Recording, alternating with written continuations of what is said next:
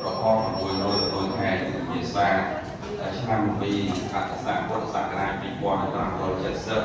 ត្រឹមថ្ងៃទី6ខែសីហាឆ្នាំ2026ពីខាងដើមទីនោះបងប្រុសហើយនិងបងប្រុសបានទទួលសំខាន់ដែលសម្រាប់បានផ្ដល់យោបល់ជូនគាត់ថាថ្ងៃនេះវាពុទ្ធបរិស័ទខាងក្រុមហ៊ុនចរថ្ងៃទៅបានចាត់ចែងចំនួនថាទៅបានទុកដាក់ជាផ្នែកវិញដើម្បីរួមចំណែកក្នុងថ្ងៃនេះបានទៅគេដល់ផ្សំ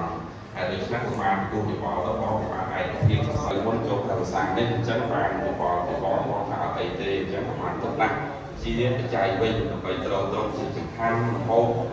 បន្លែបង្ការហើយក៏ដីវត្ថុនានាដើម្បីប្រសំចាត់ចែងនៅក្នុងទីអារាមហើយដូច្នេះនៅក្នុងវិញ្ញាណឱកាសនេះចាបងប្រុសស្រីចាបងស្រីក្តីយកមានសពប្រុសស្រីក្តីលោកបាន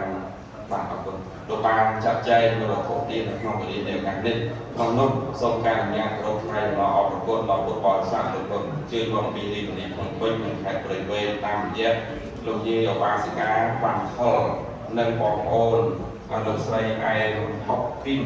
និងក្រុមគ្រួសារហើយព្រមទាំងញាតិបាននាំមន្ត្រីវត្ថុទាននៅក្នុងការនេះមាននំអន្សមចំនួន250នំមានគ្រឿងបរិក្ខារផ្សេងបច្ច័យទុកដាក់ជាសំខាន់ត្រង់ទាំងថ្ងៃនេះទៅថ្ងៃមុខចំនួន$1000បច្ច័យកសាងចំនួន$50និង$20,000រៀល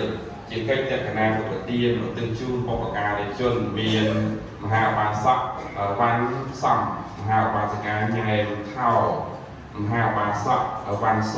លោកតាវ៉ាន់លោកយាយឯងព្រមទាំងញាតិនៃញាតិក្នុងសង្សាររបស់ទាំងអស់លោកតាហងហុកព្រមទាំងលោកអ្នកទាំងអស់គ្នាដែលលោកបានធ្វើការកិត្តិយសទៅកាន់លោកប្រមុខហើយដូច្នេះហើយក៏សូមនៃព្រះញាតិទាំងអស់សូមការអនុញ្ញាតគ្រប់ជ័យគុណបណ្ដាញអង្គពីមុខសូមជ័យគុណពុកអង្គពីខ្នង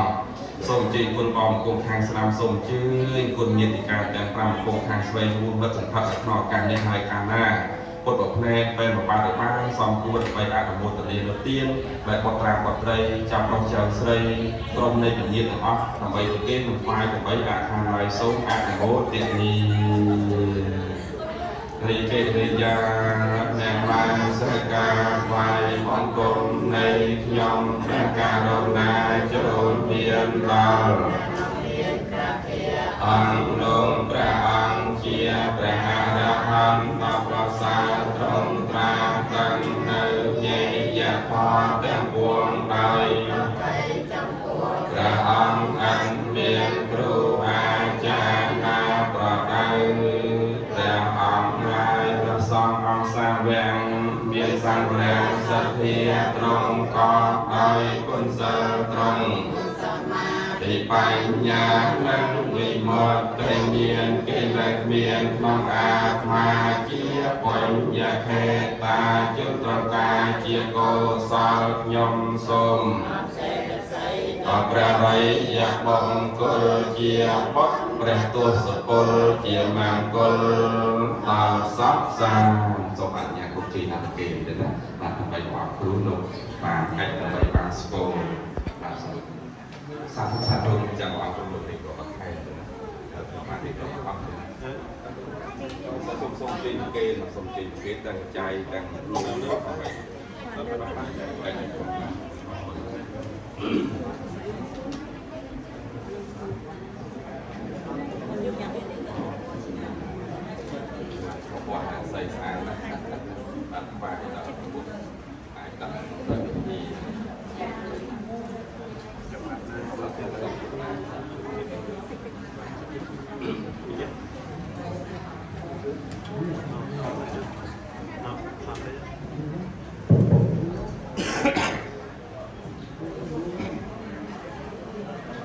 សូមអនុមោទនា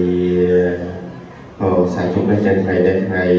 វត្ត800ខែទុតិយសាឆ្នាំមមីអត្តស័កពុទ្ធសករាជ2570ត្រឹមថ្ងៃទី6ខែសីហាគ្រិស្តសករាជ2026មានពុទ្ធបរិស័ទដែលលោកអញ្ជើញមកពីខាងរាជធានីភ្នំពេញនិងព្រៃវែងដែលលោកមានសទ្ធាជ្រះថ្លាបានដឹកនាំបងប្អូនកូនចៅញាតិមិត្តដើម្បីប្រពធ្វើកិច្ចប្រគេនចង្ហាន់ដល់ព្រះសង្ឃក្នុងកម្មាវត្តប្រាសាទនេះខ្មៅទាំង306ព្រះអង្គតាមវគ្គបាសិកាបានខលបងប្អូនក្នុងនោះញាតិញោមមានលោកស្រីអែម ហុកគីមនិងក្រុមគ្រួសារមានបច្ច័យចំនួន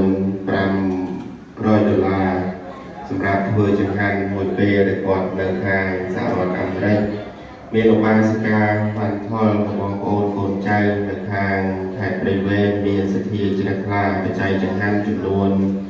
$500ហើយដែលញោមបានទុកដាក់នៅបច្ច័យសម្រាប់កសាងចំនួន$50និង$20,000រួមជាមួយនឹងមាន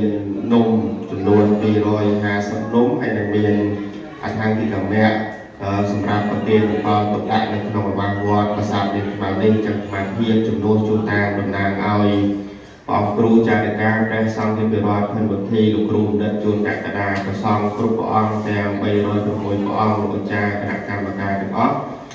មានអំណាចការតបស្នងឆ្លងនៅសទ្ធារបស់អស់លោកអ្នកទេមានតែពឹងប្រគុណព្រះរតនត្រ័យមានពុទ្ធពធប្រសងទស្សបរមីវត្តប្រាសាទនាងខ្មៅមាននាងខ្មៅលោកតាប្រាក់លោកតាព្រីលោកតាក្រហមកសូមជួយអភិបាលคุ้មគ្រងឲ្យពោឲ្យជ័យសិរីសួស្តីកើតមានដល់ម្ចាស់ទានម្យ៉ាងទៀតលើកបកការមហាកុសលទាំងឡាយនេះឧទ្ទិសជូនចំពោះបុព្វការីជនមានឧបាសកវ៉ាន់សំឧបាសិកាយ៉ាងថោឧបាសកវ៉ាន់សលោកតាវ៉ាន់លោកគេឯងប្រវិញ្ញាណការទាំង7សន្តានដែលលោកបានបាក់បែកចែកឋានទៅកាន់ប្រាក់លោកមុខដែលអំណាចបុណ្យកុសលទាំងឡាយនេះជួយសម្ដងលោកវិញ្ញាណខណ្ឌរបស់អស់លោកទាំងនោះបានដល់ទីដែលសមគួរបានដល់ទីដែលសមគួរហើយក៏សូមគៀបក្រោយឲ្យពោឲ្យជ័យសិរីសួស្តីកើតមានដល់ម្ចាស់ទានសូមបញ្ជូនកុសលទៅនឹងពុទ្ធកោ4ប្រការគឺអាយុវណ្ណៈសុខៈពលៈសម្បត្តិ3មនុស្សទេវតាព្រះនិព្វានអស់លោកអ្នកម្ចាស់ទាន